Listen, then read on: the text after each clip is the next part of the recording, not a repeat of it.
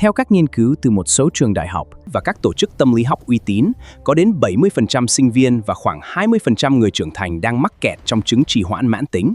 Bạn đang ngồi đó, deadline réo tên, đáng lẽ bạn phải gõ phím cháy máy, nhưng tay bạn lại vô thức lướt TikTok, xem YouTube hoặc tự nhiên thấy cái trần nhà hôm nay đẹp lạ thường. Cảm giác tội lỗi trào lên tận cổ, bạn tự chửi thề, trời ơi sao mình vô dụng và lười biếng thế này. Dừng lại, đừng tự chửi mình nữa, hôm nay khoa học sẽ giải oan cho bạn.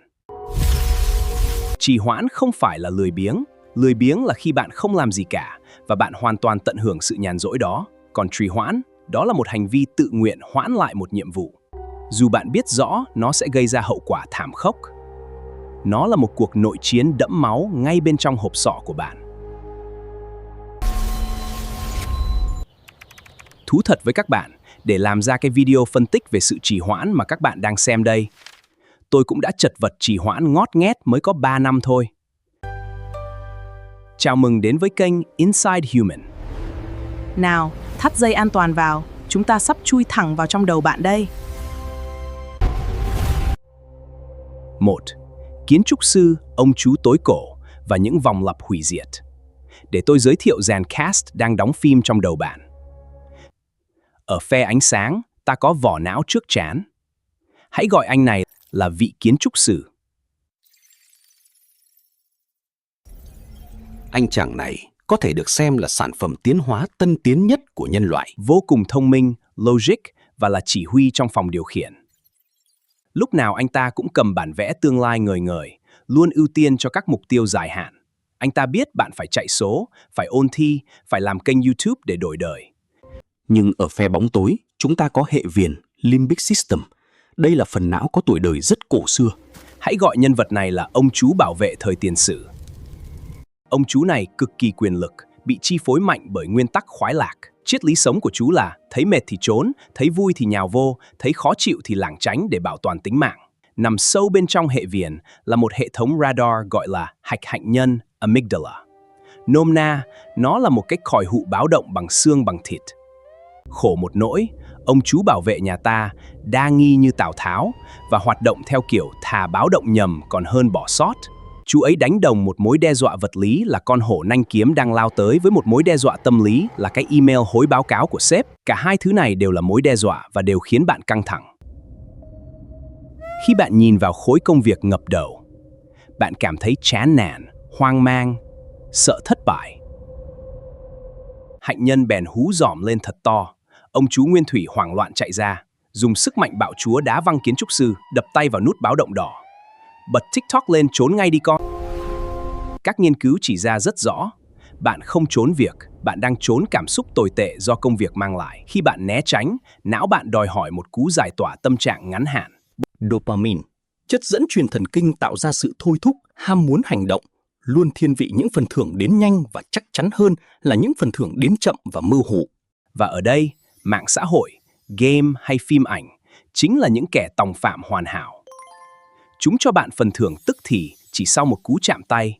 Đặt cạnh nhau, ông chú tối cổ chẳng cần suy nghĩ nhiều. Chọn cái sướng ngay và luôn, bỏ mặc cái sướng phải chờ.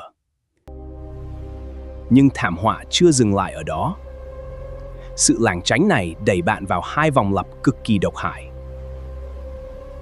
Thứ nhất là vòng lặp tâm lý. Bạn lảng tránh, bạn thấy tội lỗi và tự chửi rủa. Căng thẳng tăng vọt. Thế là bạn lại càng phải lảng tránh để xoa dịu. Và khủng khiếp hơn là vòng lặp vật lý. Bạn trì hoãn, cơ thể tiết ra cortisol gây stress kinh niên. Cortisol ăn mòn và có thể làm teo chất xám ở vỏ não trước trán, dẫn đến khả năng tự kiểm soát yếu đi. Từ đó, bạn lại càng trì hoãn nặng hơn ở lần sau. Bạn đang tự gây tổn thương cho bộ não của mình theo đúng nghĩa đen. Nói rõ thêm một chút nhé. Đây là cơ chế khoa học đã ghi nhận khá vững, dù một số mắt xích là suy luận hợp lý, chứ chưa phải một nghiên cứu duy nhất chứng minh trọn vẹn. Nhưng vẫn chưa hết đâu, chùm cuối vẫn chưa lộ diện. Hãy tiếp tục với phần quan trọng nhất, sự ảo tưởng của phần lớn chúng ta và cách đánh thuốc mê ông chú này sẽ đến ngay sau đây. Ảo tưởng sức mạnh ngày mai. Tất cả chúng ta đều mắc phải một hội chứng ảo tưởng chung. Chiết khấu thời gian discounting. Nôm na là hiện tượng bộ não bị ngáo giá. Một mặt, phần thưởng tương lai bị ép giá, Việc cày cuốc học thêm ngoại ngữ hay kỹ năng để thăng tiến, phần thưởng sau một vài tháng, bị não bộ đánh giá là quá mờ nhạt. Ngược lại, cám dỗ hiện tại được thổi giá. Việc lướt xem một clip tấu hài đem lại một cú hích dopamine ngay tắp lự, phần thưởng sau 1 giây, lại được não bộ tôn lên làm phần thưởng tối cao. Về mặt khoa học, đây là hiện tượng não bộ tự động hạ thấp giá trị của một phần thưởng nếu nó nằm quá xa trong tương lai. Và thổi phồng giá trị của những thứ nhận được ngay lập tức. Sự trì hoãn sinh ra chính từ công thức định giá sai lệch này. Và vẫn còn một sự thật phũ phàng hơn nữa. Khi nhìn vào máy quét fMRI, các nhà khoa học nhận thấy lúc bạn tưởng tượng về bạn ở tương lai, não bạn kích hoạt các vùng thần kinh tương tự như khi bạn đang nghĩ về một thằng cha ất ơ nào đó ngoài đường. Ông chú tối cổ chốt hạ một câu xanh dờn. Tại sao tôi phải chịu đựng đau đớn vì một kẻ xa lạ ở tương lai cơ chứ? Vì thế, bạn nhẫn tâm tống hết công việc khó nhọc cho kẻ thế mạng mang tên tương lai gánh vác, để đổi lấy sự thỏa mãn ngắn hạn ở hiện tại.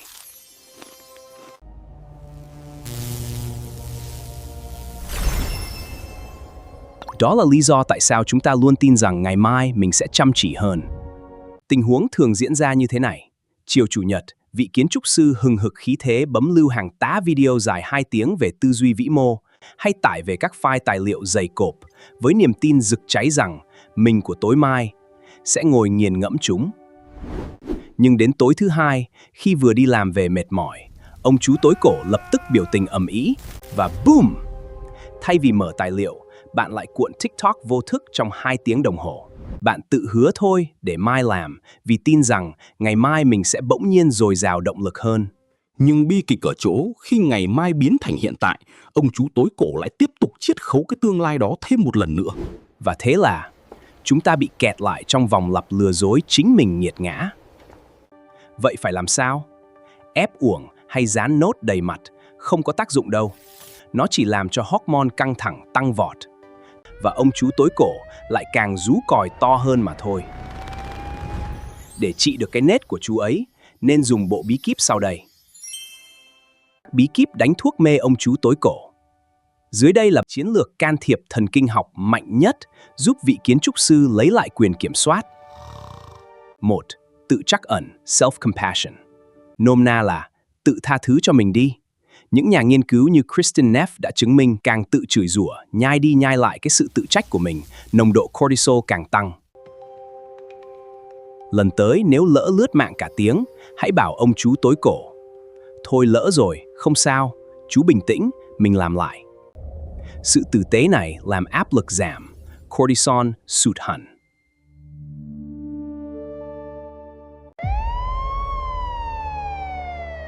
Hạch hạnh nhân tắt còi báo động và bạn sẽ bẻ gãy được vòng lặp tiêu cực. 2. Thiết kế môi trường và tạo ma sát.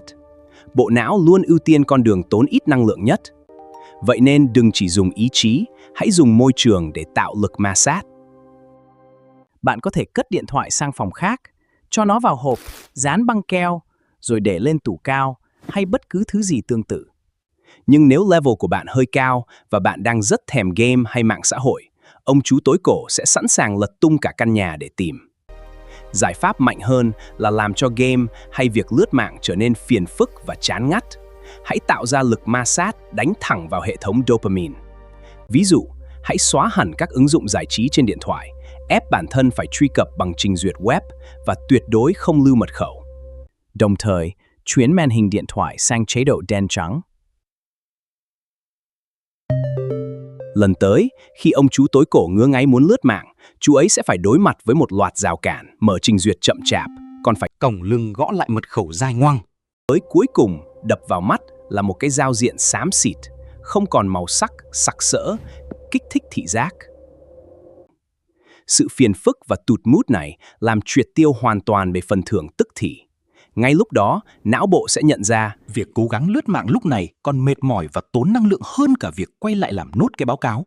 Và thế là vị kiến trúc sư sẽ lấy lại được quyền điều khiển một cách êm đẹp. 3. Cài đặt ý định thực thi, hay dễ hiểu là kế hoạch nếu thì. Đừng chỉ nói những câu mơ hồ như hôm nay tôi sẽ làm việc chăm chỉ. Hãy trao cho vị kiến trúc sư một dòng code tự động hóa mang tên nếu thì. Ví dụ, nếu đến 9 giờ sáng thì tôi sẽ mở laptop và làm đúng 10 phút. Nếu chuông báo thức reo thì tôi sẽ ngồi dậy và đi giày thể thao ngay. Hay, nếu tôi thấy chán và định lướt mạng hay chơi game, tôi sẽ đứng lên uống một cốc nước rồi quay lại. Càng đơn giản và dễ làm càng tốt. Bộ não rất thích sự rõ ràng, vì vậy bằng cách này, bạn đã giúp vị kiến trúc sư dẫn trước với tỷ số đậm và ông chú sẽ khó đảo ngược tình thế hơn rất nhiều. 4. Quy tắc 2 phút. hoặc 10 phút. Rào cản lớn nhất của mọi công việc luôn là khoảnh khắc bắt đầu. Nếu bắt ông chú phải đối mặt với bài luận văn 10 trang, chú ấy sẽ hoảng loạn chạy vòng quanh 10 vòng và bắt bạn đi trốn. Vậy nên hãy hạ thấp rào cản xuống mức nực cười. Tôi sẽ mở nắp laptop lên và làm trong 2 phút thôi. Thậm chí 1 phút hoặc lâu hơn là 5 phút, 10 phút, tùy độ khó của công việc và mức độ kháng cự. Rào cản siêu thấp này khiến ông chú khinh bỉ không thèm báo động và bạn sẽ dễ dàng bắt đầu. Khi đó, định luật vật lý về quán tính sẽ nhảy vào và sự giải phóng một lượng nhỏ dopamine sẽ tạo ra cái đà để kéo bạn đi tiếp. Ngoài 4 giải pháp được khoa học ủng hộ mạnh mẽ và dễ áp dụng kể trên, thế giới tâm lý học còn rất nhiều phương pháp khác như Kỹ thuật Pomodoro, rèn luyện siêu nhận thức, thực hành chánh niệm hay vận động thể chất. Lưu ý quan trọng: nếu sự trì hoãn của bạn diễn ra nghiêm trọng, mất tập trung tột độ và hoàn toàn mất kiểm soát cuộc sống, đó có thể là dấu hiệu của các vấn đề tâm lý phức tạp hơn như rối loạn lo âu, trầm cảm, rối loạn tăng động giảm chú ý. Hãy chủ động tìm đến bác sĩ hoặc chuyên gia tâm lý. Chúng ta sẽ bàn sâu hơn về chủ đề này ở các video khác. Còn với phần lớn chúng ta, những công cụ vừa rồi sẽ cơ bản giúp bẻ khóa cơ chế sinh lý học của sự trì hoãn.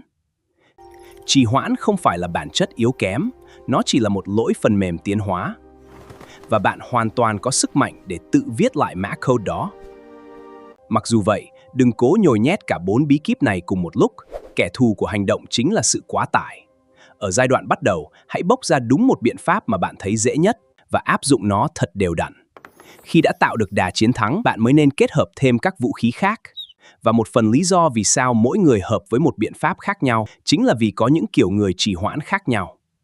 Có người trì hoãn vì sự cầu toàn thái quá, nhưng lại có người cứ phải đợi nước đến tận mũi mới nhảy để mượn áp lực làm động lực. Bạn thuộc kiểu người nào và làm sao để áp dụng chiến lược cá nhân hóa tối ưu cho riêng bạn?